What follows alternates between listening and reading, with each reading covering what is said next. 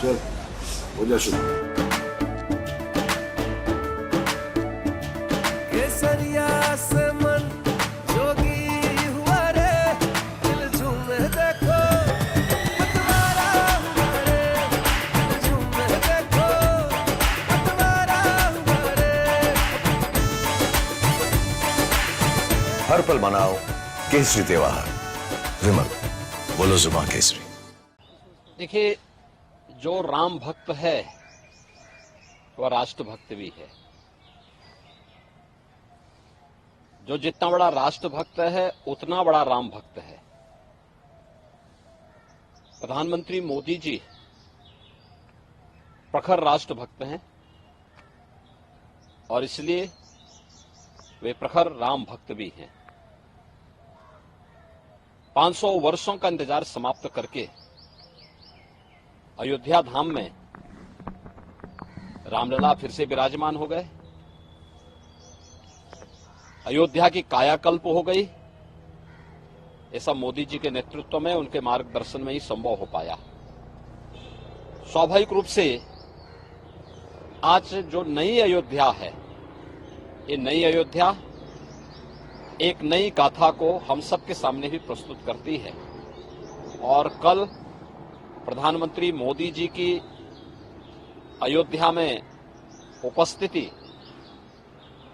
पूरी दुनिया और पूरे देश के राम भक्तों को अभिभूत कर रही थी और इसलिए पूरी अयोध्या वहां उमड़ी थी। लाखों की संख्या में श्रद्धालुजन थे, राम भक्त थे। वे सभी मोदी जी के अभिनंदन के लिए, स्वागत के लिए उत्सुक थे और 1 लाख से ऊपर देश के भी अलग अलग कोनों से आए हुए श्रद्धालुजन, वे भी मोदी जी का घंटों इंतजार करते किए और फिर मोदी जी का उन्होंने स्वागत किया। तो यह तो मैंने पहले भी कहा कि यह संबंध राष्ट्रभक्त और राम भक्त का है। जो जितना प्रखर राष्ट्रभक्त होगा उतना ही प्रखर राम भक्त होगा और जो जितना राम विरोधी होगा उतना वह राष्ट्र विरोधी होगा। कांग्रेस का यह आचरण जो उसके द्वारा लगातार राम भक्तों का अपमान करके मर्यादा पुरुषोत्तम प्रभु श्री राम के बारे में इससे पहले भी कांग्रेस ने जिस प्रकार की टिप्पणियां की थी, उन सभी टिप्पणियों को ध्यान में रख करके अगर हम देखें तो उसका यह आचरण दिखाता है कि यह वास्तव में न केवल राम भक्तों का अपमान कर रहे हैं बल्कि हमारे सनातन राष्ट्र का भी अपमान कर रहे हैं। और कांग्रेस ने कभी कोई ऐसा अवसर नहीं छोड़ा, कांग्रेस हो या समाजवादी पार्टी, जब उन्होंने देश के अंदर या दुनिया के अंदर भारत को अपमानित न कराया हो, भारत की सनातन परंपरा, आत्मा भारत के सनातन धर्म को गाली न दी हो। एनडी गठबंधन का ये कैरेक्टर है कि वह भारत की आत्मा सनातन धर्म को गाली देते हैं। वह हर प्रकार के कार्य करने का प्रयास करते हैं जो भारत के बहुसंख्यक समाज जिसमें अपमानित महसूस करे। और यह कांग्रेस का जो आचरण है इंडी गठबंधन से जुड़े हुए घटकों का, चाहे वह कांग्रेस हो, नेशनल कॉन्फ्रेंस हो, समाजवादी पार्टी हो, डीएमके हो, इन सब का जो ये आचरण है, ये आचरण न केवल निंदनीय है बल्कि देश का हर व्यक्ति, हर राम भक्त और हर राष्ट्र भक्त कांग्रेस के इस आचरण के कारण ही कांग्रेस को रसातल की तरफ धकेल रहा है। सर, हम कह सकते हैं अक्सर इस तरीके के दृश्य सामने आते हैं कि विपक्षी दल हो, खासकर कांग्रेस हो, समाजवादी पार्टी, इनके नेता, बड़े बड़े नेता मंदिरों में जा रहे हैं, लेकिन अगर इनकी एक प्रवक्ता राम हिंदू होने के नाते राम मंदिर चली जाए तो उसके साथ बुरा व्यवहार किया जाए। मतलब देखिए, मैं क्या कर रहा हूँ ना, कांग्रेस का जो छद्म रूप है, इस छद्म रूप से देश की जनता जनार्दन अच्छी तरह वाकिफ है। उसे मालूम है कि ये जो भी दिखावा कर रहे हैं ये वास्तविकता पर आधारित नहीं है। ये केवल देश की जनता की आंखों में धूल झोंकना चाहती हैं, लेकिन इनकी नौटंकी को देश की जनता जान चुकी है और इसीलिए कांग्रेस को रसातल की तरफ धकेल रही है। कांग्रेस की एक प्रवक्ता ने कांग्रेस से इसलिए इस्तीफा दिया क्योंकि वो तो छत्तीसगढ़ है। छत्तीसगढ़ तो भगवान राम का ननिहाल है, माता कौशल्या का मायका है, और वहां की एक राम भक्त तो किसी भी दल की हो सकती है। वह अगर अयोध्या में रामलला का दर्शन करने के लिए आई थी, इस आधार पर कांग्रेस के नेताओं के द्वारा उनका अपमान किया गया और इससे तंग आकर के उन्होंने कांग्रेस से इस्तीफा दिया। तो ये चीजें दिखती हैं कि कांग्रेस के डीएनए में रामद्रोह है,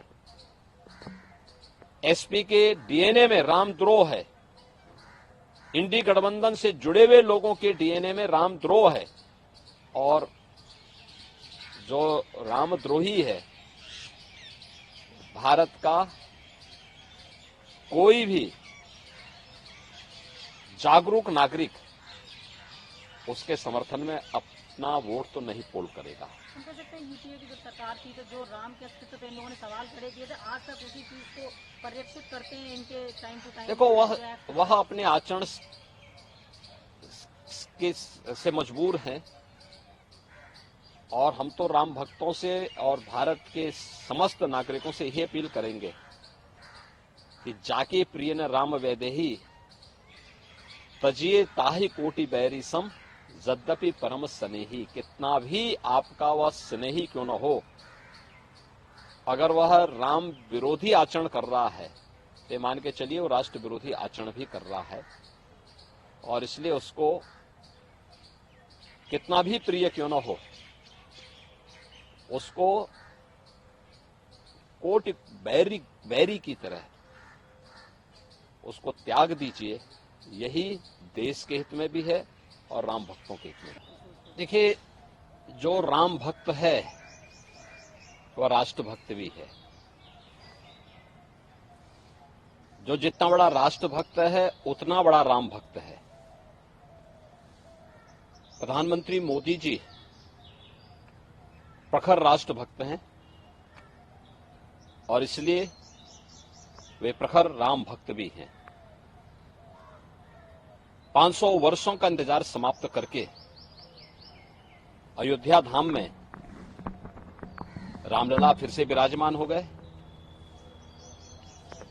अयोध्या की कायाकल्प हो गई। ये सब मोदी जी के नेतृत्व में, उनके मार्गदर्शन में ही संभव हो पाया। स्वाभाविक रूप से आज जो नई अयोध्या है, ये नई अयोध्या एक नई गाथा को हम सबके सामने भी प्रस्तुत करती है। और कल प्रधानमंत्री मोदी जी की अयोध्या में उपस्थिति पूरी दुनिया और पूरे देश के राम भक्तों को अभिभूत कर रही थी, और इसलिए पूरी अयोध्या वहां उमड़ी थी। लाखों की संख्या में श्रद्धालुजन थे, राम भक्त थे। वे सभी मोदी जी के अभिनंदन के लिए, स्वागत के लिए उत्सुक थे, और 1 लाख से ऊपर देश के भी अलग अलग कोनों से आए हुए श्रद्धालुजन, वे भी मोदी जी का घंटों इंतजार करते किए और फिर मोदी जी का उन्होंने स्वागत किया। तो यह तो मैंने पहले भी कहा कि यह संबंध राष्ट्रभक्त और राम भक्त का है।